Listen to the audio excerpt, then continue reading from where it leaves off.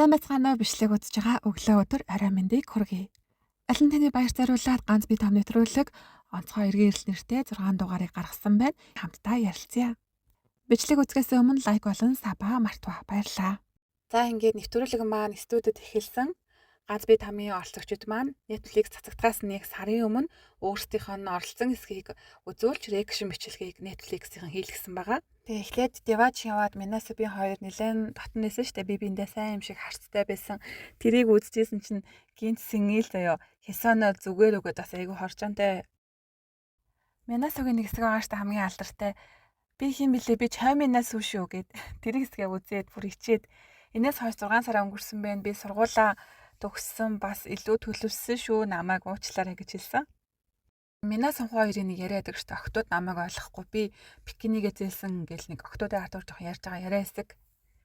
Тэгсэн чинь бикинигээ зээлсэн хүн нь Минжи хэлсэн юм билээ. Тэг Минжи яах гэж энэ яриаг ярьж байгаа хоёлоо тусдаа уулзнаа надад сонин санагдлаа гэд яг жоохон нэвтрүүлгийг хөвчлөлтөө байлгах зорилгоор тэгж хэлсэн баг. Тэг шимжлэгээ үзэж байхад Минжи Мина хоёрын ер нь уур амьсгал нэлээд эвгүй болоод ирэнгүүт Сэнгийлас хөөхөн уур амьсгалыг зөөлөд хөөхөн өөр юм яриад Минаг шударгаалаа инкин тикин аргагүй гээд уур амьсгалыг айгу зөөлжсэн хөвгөлтэй хөөхөн байсан. Наасуу хосын зураг авалтан дээр хоёр хүнийг сонгосон байсан шүү дээ. Тэр шалтгаанаа өөрөө тайлбарлсан. Өөрийгөө хамгийн сүүлд үлдсэн хүн гэж бодоод сандраад сүйд үлдсэн хоёр залууг сонгосон байгаа. Уг нь миний ард говон үлдсэн байсан юм байлээ. Тэрийг сандраад ойлгоогүй. Тэгээд сүүлд нь говоноос би зураг авалтынхаа дараа уучлал гуйсан гэж хэлсэн. Минжи Мина хоёрын нэг хэсэг байдаг штэ хоорондоо ярилцаад Минжи айгу дээрлэх байгаа юм шиг харагддаг. Энэ хэсгийг Сэнгийл харчаад би хүнд мөнгөө дээрэмдүүлж байхад яг ийм мэдрэмж төрж исэн юм шиг санагдаж гэж хэлсэн. Мэдээж хошигнч хэлсэн тодорхой.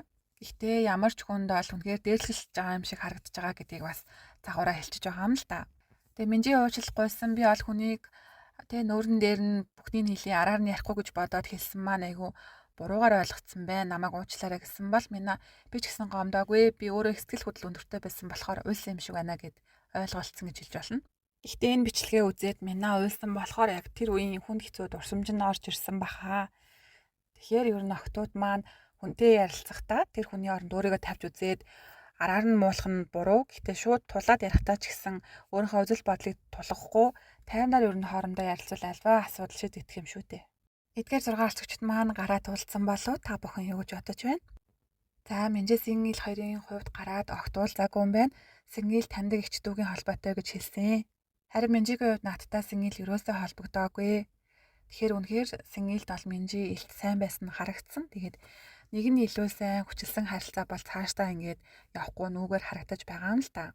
Сэнгийл би арай мэдрэмжтэй, арай анхаарах хэрэгтэй байжээ гэж нэвтрүүлгийн үзээд тэгэж хэлсэн ч гэсэн яг үүндээ тамаас ганцаараа гарахгүй тулд бас Минжитэй гарсан юм болов уу гэж бодсон. Тамаас гарахтай хэлсэн үг нь ч гэсэн Минжи маш гоё үг хэлсэн бол Сэнгийл зүгээр л амттай мэдцгээ гэж хэлсэн ирнэ. Амттай юмаа ч идэг байсан.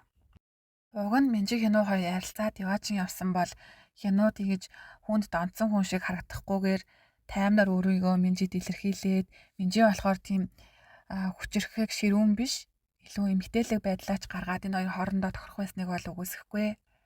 Тэгэхээр бүтэхгүй хүний араас явж цаг заваа алдах хэрэггүй. Өөрийгөө зовоонхын оронд чамааг их чиний зан чанарыг байгаар чинь хүлээж авч хайрлах хүн бол заавалжгүй байгаа. Өөртөө хайртай байгаарай. Харилцсныг нэгэндээ татагдаж ижил хайр шүү дээ. Зөвхөн нэг талаасаа эхэлсэн зүйл бол хайр болоход хэцүү шүү. Харин Сонхоо Мина хоёрын хувьд гэх юм бол Сонхоо Нью-Йоркт Мина Чикагод амьдардаг юм байна. Аль аль нь завгүй учраас огт холбогдож уулзаагүй гэсэн. Гэхдээ ер нь бол шалтгалтай. Мина хэлэхдээ Сухун та хэрвээ ахаад уулзах юм бол тамд байсан хэцүү үеуд бодогдох юм шиг байна. Үнэхээр сайн хүн гэдгийг мэдэгч одоо цаашлаад харилцаа бол үүсэхгүй гэдгээ хэлсэн. Тэгэхээр ер нь бол угаасаа л Сүбийн сайн байсан нь ойлгомжтой л доо. За Хисан Сүбийн хоёр бол одоо хүртэл нэг ойлгох болзооны түвшинд явж байгаа баг үерхлийн үе гэж хэлж болох бах. Хисан нэвтрүүлгийн дараа Америк руу явах 1 сарын хугацаа байсан юм билэ. Энэ үеэр тэр хоёр бүр 5 удаа болсон гэсэн шүү. Эхний ангийн төгсгөлд Мина Минжи хоёр тусдаа ярилцаад ерөнхийдөө ойлголцоод эвлэрсэн.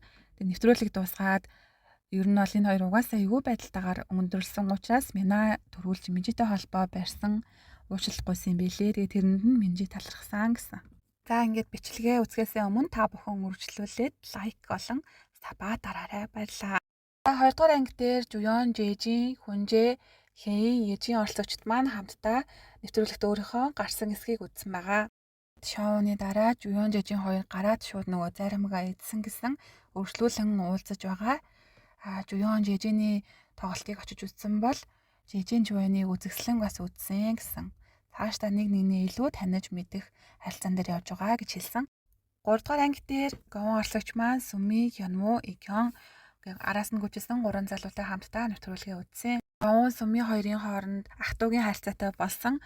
Цаашдаа үерхэл бол үүсэхгүй. Бид хоёр хоорондоо ижилхэн зан чанартай учраас их муудалцах юм шиг байна гэж Говон хэлсэн бол Сүмийн бол одоо ч Говон сайн харагцсан. За ингээд нэвтрүүлгээ үзэж дуусгаад Говон Икён хоёр маань хоорондоо ярилцаж ууд суухаар болсон. Одоо ч би бинийгээ сонирхож байгаа. Нэвтрүүлэг дууссан ч гэсэн Икён Говоны инстаграмыг байн шалгаж ирснаа хэлсэн. Тэгээд Хейнийг яриад ирснаас болж чи намайг сонгоогүй гэдгийг чинь би мэдээгүй. Би зүгээр л Хейнийг ярьж хөвгөлтэй байдлаар чамаар тоглоом хийсэн. Хоёулаа хоорондоо буруу ойлголцсон байна гэж хэлсэн. Сүмийн оролцогч хүртэл би ер нь нэг алхам хойшлох үежээ. Икён Говон хоёр үнэхээр би биендээ илүү сайн тохирох юм шиг харагдчихсан байна гэж хэлсэн. Тэгээд энэ хоёр маань кино үзээд хоолнд орохоор тохиролцоод ингээд энэ анги маань дууссан. 5 дугаар анги эхлээд урьдчилсан үзүүрийн дараа бөөндөө уулзаж одоо зугаалгаар явах болдог. Салхин гарна гэсэн үг. Гэхдээ бичлэг үзсэн штэ өөртөө орсон дугаарыг үзэхдээ 3 хэсгээр тусдаа байсан учраас энэ үед яг бүгдээрээ цуглаж нэг нэгнтэйгээ шоуны дараа бүрэлдэхүүнээ уулзж байгаа хэсэг гарч байгаа. Икён оролцогч маань зураг авалттай байсан учраас ирээгүй. Тэрэ байрлах башиндаа ирээд Миний охтуудаасаа уучлахгүйж бүр мөргсөн. Тэг охтууд нь ч гэсэн зүгээрээ ойлгож байна. Энд чинь зүгээр нэвтрүүлэг шүү дээ гэхэд Хэйн хүртэл ихчээ би энэ нэвтрүүлэгт бараг гараагүйсны оронд тань шиг ингэж өөрийгөө сэтгэл зүрхээ нээлттэйгээр илэрхийлсэн зөвөө гэж хэлсэн айгу хөөрхөн байсан. Зарим нь мах шараад, зарим нь Jenga тоглоом тоглосон. Тэгээ энэ тоглоом тоглож явах үедээс тоглоод үерхэл туршлахгүй шинэко санагдаг хүнээ хэл гэхэд Жижин Минжиг сонгосон. Харин Говон болохоор дүүтэйгээ боловсмаар байгаа хүн гэсэн асуултыг суглаад Хүнжээ гэж нэрлсэн. Тэгэхээр Хүнжээ бол ямар сайн залуу гэдг нь харагдаж байгааз. Хүнжээ оролцогч тамаас гарсан чинь нэлээд хөвгөлтэй болцсон бүжиглж байгаа нь үнэхээр хайр татам хөөрхөн байсан шүү. Тэгээ 12 сард Хүнжээ Сүмийн Хэйн 3 төрсөн юм байлээ. Тэгээ энэ 3-ын зурагтай билуугаар энэ 3-ын төрсөн өдөр тэмдэглээд үлээлгэсэн мөч бол маш хөөрхөн дурсамжтай байсан. За Сонхон маань Хисонтой Нью-Йоркт уулзаж уусан тухайгаа ярьсан. Хисон гэсэн чи яах гэж яриад байгаа юм бэ гэд ичээд Сүбинд хэлээгүйсэн юм билээ. Тэгээ Хисон бол яалтчгүй Сонхоны хажууд байхдаа илүү өөрөөрөө сахилгагүй хөгжилтэй гэрэлцэн дүр төрхийг гаргаж ирсэн. Тэгээ миний л мөрөөдөл шүү заа юу. Хисон Сонхон хоёр арай эрт явсан ч болоосай энэ хоёр маань л гоё тохирох байсан юм шиг. За өргөжлүүлээд Сүбин Хисон хоёрын яриагаар 6 дугаар анги маань эхэлдэг.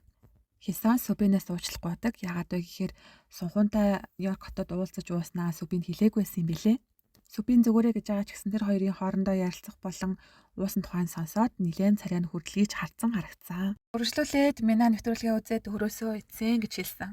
Тэгсэн чи Ежийн зүгээрдээ балзааны шоу шүүтэй ойлгож болохоор байна гэж тайвшруулад хүнийг эвгүй байдалд оруулж дарамт өгдөггүй байгаар нь ойлгодог төрлийн юм шиг санагдсан. Тэгээ сая хүртэл бүгдээрээ ингээд инстаграмдаа зургнуудаа оруулсан шүү дээ 5 дахь үеийнхаа. Тэгэхэд Ежийн бүгдэн дээр нь ганцаараа комент бичсэн байсан. Зарим нь болохоор нэг нэгнэртээрээ бичээд, зарим дээр нь бичээгүй зүгээр лайк дараад орхисон байсан. Тэгэхээр Ежийн бол үнэхээр халуун дулаан сэтгэлтэй хүн юм аа. Ежийн оролцогч маань ч гэсэн сэтгэл зүйн профессор хүмүүс ийм хоцын нэвтрүүлэгт орох юм бол өөртөө сэтгэл зүйн хянаж чадахгүй. Мина чи үнэхээр өөрийнхөө байсан гэж тайвшруулсан.